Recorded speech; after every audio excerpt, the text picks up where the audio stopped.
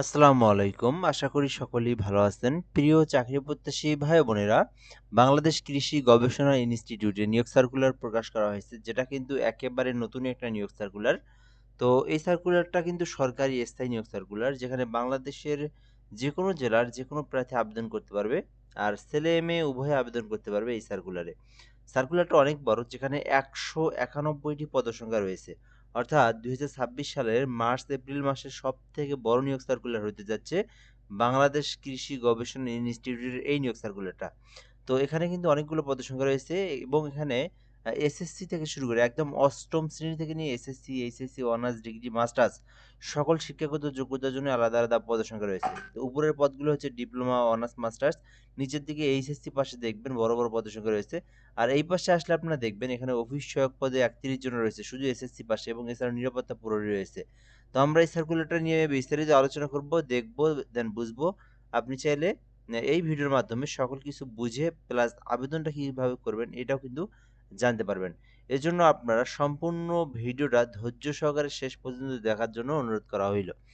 তো বাংলাদেশ কৃষি গবেষণা ইনস্টিটিউটের অধীনস্থ স্থায়ী রাজস্ব খাতভুক্ত এবং অস্থায়ীভাবে রাজস্ব খাতে সৃজনকৃত নিম্নবর্ণিত পদে নিয়োগের জন্য বাংলাদেশের প্রকৃত নাগরিকদের নিকট হতে অনলাইনে আবেদনের জন্য আহ্বান করা যাচ্ছে।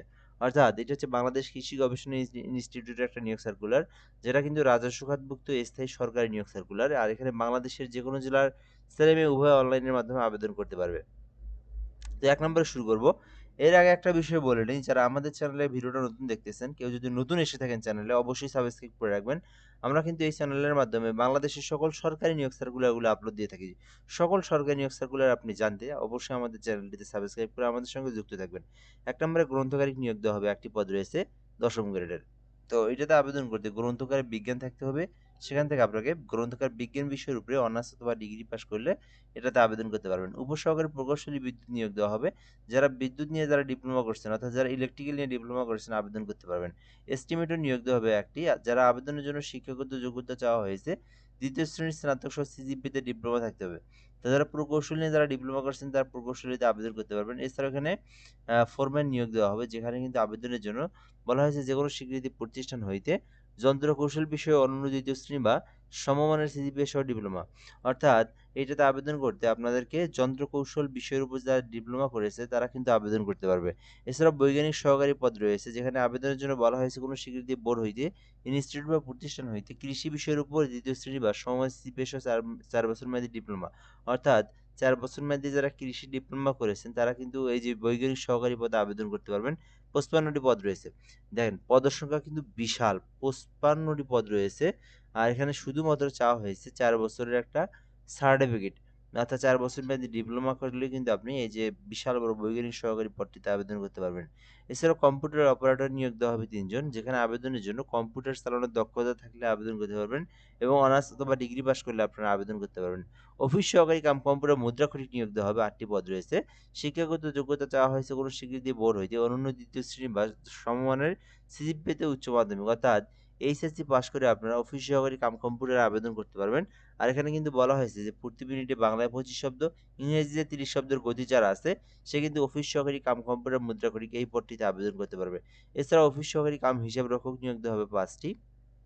এখানে শুধুমাত্র বাণিজ্য শাখা থেকে অনার্স উচ্চ মাধ্যমিক অর্থাৎ বিজনেস স্টাডিজ নিয়ে যারা এইচএসসি পাস করেছেন এবং যাদের কম্পিউটার সম্পর্কে দক্ষতা রয়েছে তারা কিন্তু এটাতে আবেদন করতে পারেন। এছাড়া অফিস সহকারী নিয়োগ দেওয়া হবে একটি। আবেদনের জন্য উচ্চ মাধ্যমিক থাকলে আবেদন করতে পারবেন। স্টুডেন্ট কিপার কাম অফিস সহকারী রয়েছে, এইচএসসি পাশে আবেদন করতে পারবেন। ভান্ডার রক্ষক ৪টি, এইচএসসি পাশে আবেদন। পরিসংখ্যানবিদ, টেকনিশিয়ান, পরিসংখ্যানবিদ এখানে একটি রয়েছে, যেখানে আবেদনের জন্য সংশ্লিষ্ট বিষয়ের উপর আপনাকে অনার্স বা ডিগ্রি করলে আবেদন করতে পারবেন। এছাড়াও টেকনিশিয়ান, বুলডোজার ড্রাইভার, গাড়ি চালক, tractor driver, tiller driver, power tiller driver এবং পাম্প অপারেটর। তো এগুলোতে আপনার শিক্ষাগত যোগ্যতা অনুযায়ী দেখে নিতে পারেন। বাট বাকি যে বিষয়গুলো আবেদনের পরীক্ষা যেটা আরকি সেটা কিন্তু আপনার প্র্যাকটিক্যালি সকল কিছু নিয়োগ দেওয়া হবে ড্রাইভারের ক্ষেত্রে।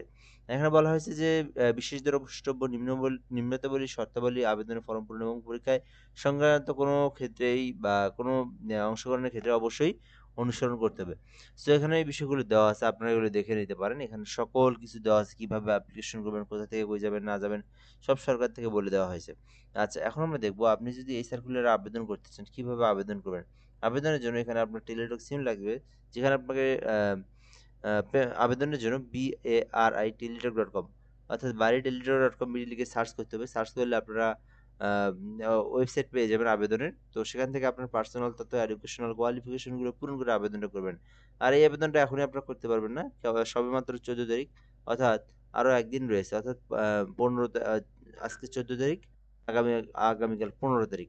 তো এর মানে যে পুরো আরো একদিন এক রাত রয়েছে, অর্থাৎ আপনারা 15 তারিখ সকাল 10টার পরে আপনারা এসএমএস আপনারা এই যে অনলাইনের ওয়েবসাইটে প্রবেশ করবেন, তখন আপনারা এই ওয়েবসাইট পেয়ে যাবেন। এখন কিন্তু এই ওয়েবসাইট প্রবেশ করলে পাবেন না, কেননা এখনো সময় হয় নাই বা এটা কিন্তু আসে নাই। তো অটোমেটিকলি 15 তারিখ সকাল 10 ঘটিকার মধ্যে আপনারা এই যে bari.gov.bd লিখে সার্চ করলে আপনারা এই ওয়েবসাইট পেয়ে যাবেন।